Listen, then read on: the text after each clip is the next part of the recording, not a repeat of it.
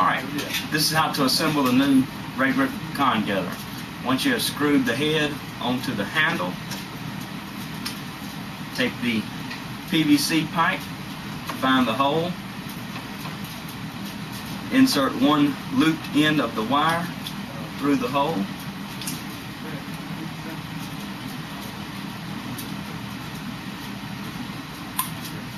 like so. Then on the pecan picker, slide the PVC pipe down, put the other looped end through the hole at the top of the picker. Find your keychain.